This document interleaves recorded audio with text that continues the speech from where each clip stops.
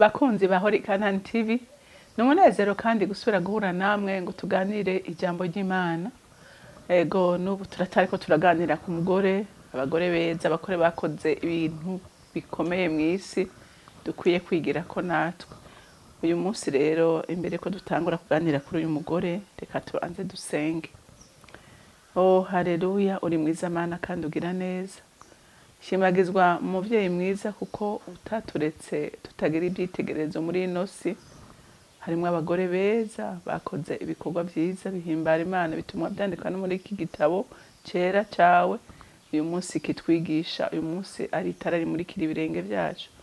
Nari ndasengera zina mu mama wese kwifata neza kugira ngo nawe agere ikirenge mu cyabatubanjirije, dushobore mwami Imana gukora ibikorwa vyiza biguhimbara kandi bifasha abantu benshi muri ino si.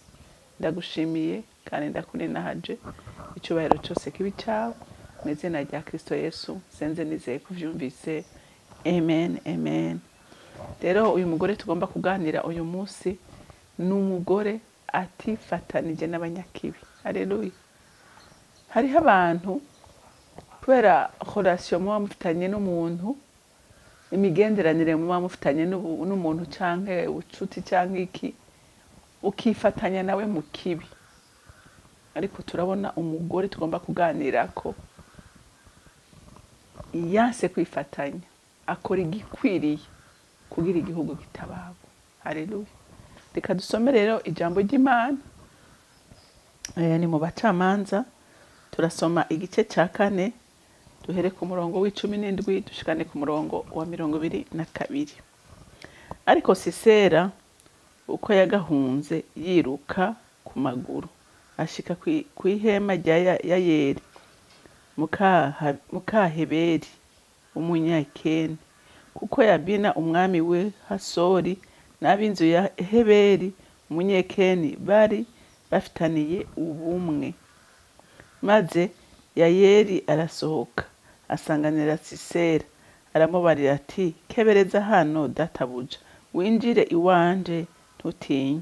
Nuko arakebya yinjirana nawe mw'ihema, amurenzako uburengeti. Sisera aramubarira ati, ehe se numpe utuzi two kunywa, kuko inyota inyishe.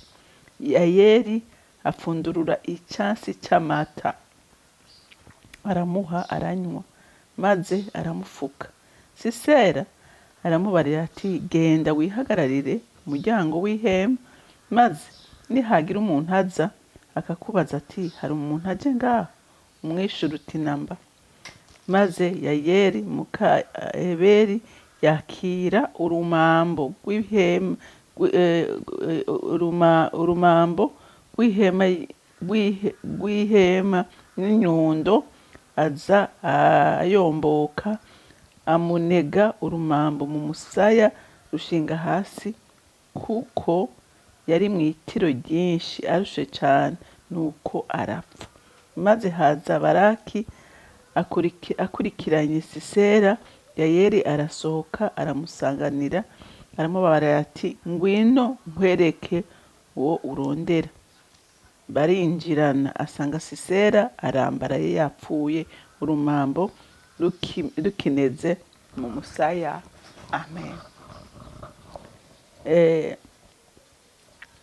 Iyi ntambara yabaye yari ya ntambara Baraki yajana na Debora kurwana. Igihe Imana yavuga ati, haguruka, haguruka ugende utabara igihugu. Barakaranga aramubwira ati, umviriza ndakubwira, Imana yambwiye ko intsinzi ni yawe.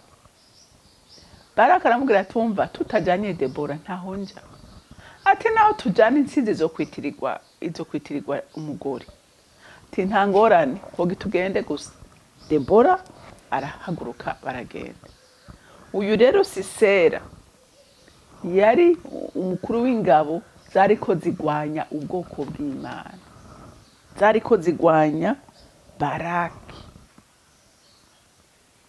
Hanyuma ngo urugamba rushushe, Sisera arabona ko bikomeye, ariruka, yirutse ngo acashika aho Yayeli ari, Yayeli yari kw'irembo, aca aramukarabisha ati karibu karibu, aturuhuke, kuko ngo bari bafitaniye iki? Ubumwe, bari abagenzi, bari inshuti. Ati ngo mugabo akamenya ati uyu ni wateje ibyaga igihugu, ni wateje amarushwa abana b'Imana. Ngo aramwakira, aca aramubara ati ngo aragenda aramusasira, araryama. Mugabo aca aramubwira ati inyota iranyishe, ko yararushe. Ati inyota iranyishe.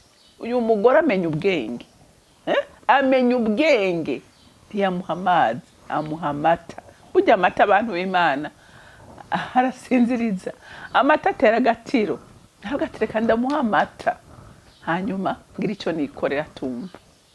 Haleluya.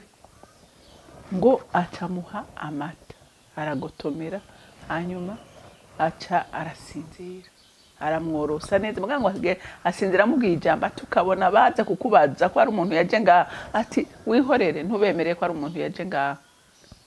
None nawe ati umenye umwasi w'Imana niwe mwasi wanje. Haleluya. Umwasi w'ubwoko bw'Imana niwe mwasi wanje. Ngo aca araryama, arasinzira. Ngo aca agenda afata igiti gisonga, azana inyundo, ngo aca amukubita mu musaya, gitobekeranya gishika hasi. Sisera barapfuye. Haleluya. Sisera barapfuye. Hama ngo niho Baraki yaza, ngo aca aramusanganira ati nuze ndakwereka uri kurarondera, ko yari yamukurikiye.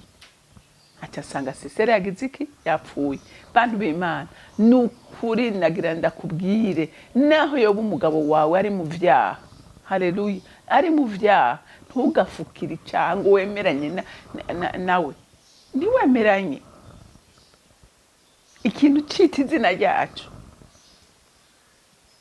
Hariho abantu usanga niyo n'umwana ndetse n'umugabo, nikandeka ni kuvuga n'umugabo n'umwana, ari umwana akoze kose, ugasanga umuvyeyi agiye kuri kote y'umwana, ariko umuvyeyi mwiza, umumama mwiza, nta bundi kirica, arakidenonsa.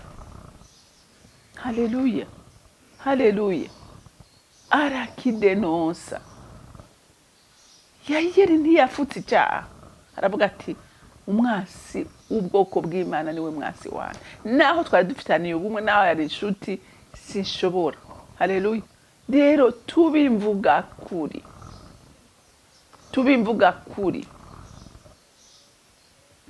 umuntu w'Imana avugisha ukuri, aho ureka kurenganya, aho ukoreka kurenganya abo mukorana imirimo itandukanye, ikakurenganya abo muntu abantu bashaka guhungirako, baza ati nitwamushikira turazi ko ijya avuga iry'ukuri, nta bundi kiri icyaha muri we. Haleluya. Yayeli yanga gushigikira umunyakibi. Rero abagore murabona muri iyi ntambara, Debora yarahagurutse, hama uwayisozereye n'umugore. Rero umugore ntukisuzugure, uri udasanzwe. Abagore bahagurutse mu gihe gikomeye kandi bakoreshwa ibikomeye. Rero natwe uyu munsi ntidukwiye kwisuzugura, ntidukwiye kwisuzugura, turashoboye. Haleluya. Turashoboye kandi tubimvuga kuri, tureke gushigikira ibinyoma. Hari umuntu usanga n'ukuri n'icyaha ntanacemere, ahubwo akacabiye. Ariko umuntu w'Imana ntakwiye kwabiya ibinyoma. Haleluya. Akwiye kuba ivuga kuri. Yayeli atabara iki? Atabarana na Debora, atabara ubwoko bw'Imana.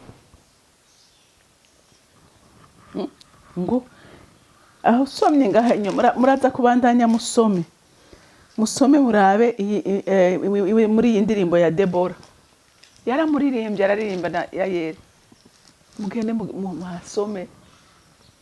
Debora aririmbira Imana, aririmba intsinzi y'Imana. Haleluya. Uyu munsi yanditswe muri iki gitabo tumwigirako kubera hari icyo yakoze, na Yayeli hari icyo yakoze. Rero bamama beza, muhaguruke turashoboye. Imana yo mwijuru ibampezagirire. Mana data rugira byose uri mwijuru, shimagizwa nyaguhoraho kubwo urukundo rwawe rwinshi n'imbabazi zawe ufitiye abamama. Reka uyu munsi mwami umuntu wese yishire ku munzani arabe uko ariko aragenda, niba atariko agenda uko bikwiriye ahindukire, kuko ndabizi neza ko uyu munsi wewe uteze ibiganza witegeye umuntu wese akuzako, asaba ubwenge, asaba inkomezi, asaba kuroranya ibintu neza. Ibyo byose urabitanga kubwo imbabazi n'urukundo ufitiye ubwoko bwawe. Shimagizwa kandi uhimbazwe muri byose na hose, mu izina ry'umwami wacu Yesu Kristo senze nizeye kuvyumvise. Amen, amen. Mwarahezagiwe, mugire umunsi mwiza.